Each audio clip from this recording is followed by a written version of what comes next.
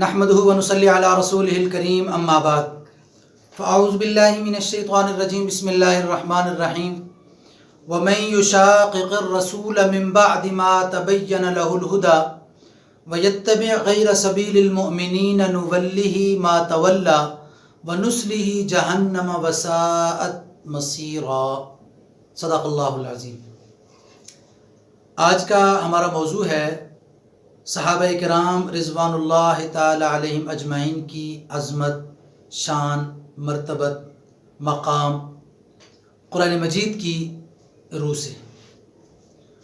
اس آیت مبارکہ میں جو آپ کی خدمت میں تلاوت کی ہے، اس آیت میں اللہ رب العالمین فرماتے ہیں کہ جو لوگ صحابہ کرام رضوان اللہ تعالی علیہم اجمعین اور اصحاب پیغمبر صلی اللہ علیہ وسلم رضوان اللہ تعالی علیہم اجمعین کی راہ سے الگ ہو جائے گا تو ہم اس کو اسی راستے پر چھوڑ دیں گے، ہم اس کو الگ راستے پر چھوڑ دیں گے۔ اور یہ الگ راستہ کون سا ہے؟ جو سیدھا جہنم میں جانے والا ہے۔ وَمَن يُشَاقِقِ الرَّسُولَ مِن بَعْدِ مَا تَبَيَّنَ لَهُ الْهُدَى وَيَتَّبِعْ غَيْرَ سَبِيلِ الْمُؤْمِنِينَ۔ یہ وَيَتَّبِعْ غَيْرَ سَبِيلِ الْمُؤْمِنِينَ کیا ہے؟ کہ مومنین یعنی ایمان والوں کے راستے سے ہٹ کر کسی راستے پر وہ چلتا ہے تو اللہ فرماتے ہیں نُوَلِّهِ مَا تَوَلَّى، ہم اس کو اسی راستے پر چھوڑ دیں گے، ٹھیک ہے تم اسی پر چلو، اور پھر کیا کریں گے؟ وَنُصْلِهِ جَهَنَّمَ، ہم اس کو جہنم میں ڈال دیں گے، وَسَاءَتْ مَصِيرًا، اور وہ جہنم بہت بدترین اور بہت بری جگہ ہے۔ تو اس سے پتہ چلا کہ جنت کا راستہ، اللہ تک پہنچنے کا راستہ، رسول اللہ صلی اللہ علیہ وسلم کی اتباع کا راستہ، وہ کون سا راستہ ہے؟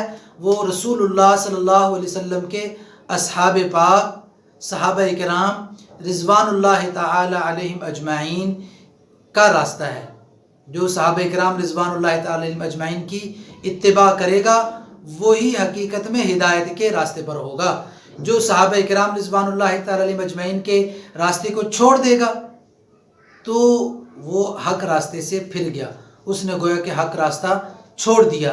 تو اس سے پتہ چلا کہ صحابہ کرام رضوان اللہ تعالی علیہم اجمعین کی اتباع ہی کامیابی کی ضامن ہے۔ صحابہ کرام رضوان اللہ تعالی علیہم اجمعین کے نقش قدم پر چلنا ہی ضمانت اخروی اور کامیابی کی ضمانت ہے، جنت میں جانے کی ضمانت ہے۔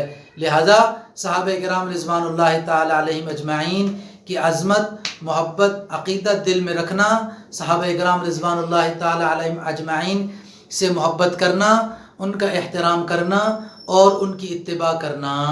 اللہ تبارک و تعالی ہم سب کو اصحاب پیغمبر صلی اللہ علیہ وسلم کی دل و جان سے عظمت کرنے کی اور ان کا احترام کرنے کی توفیق نصیب فرمائے۔ وآخر دعوانا ان الحمد للہ۔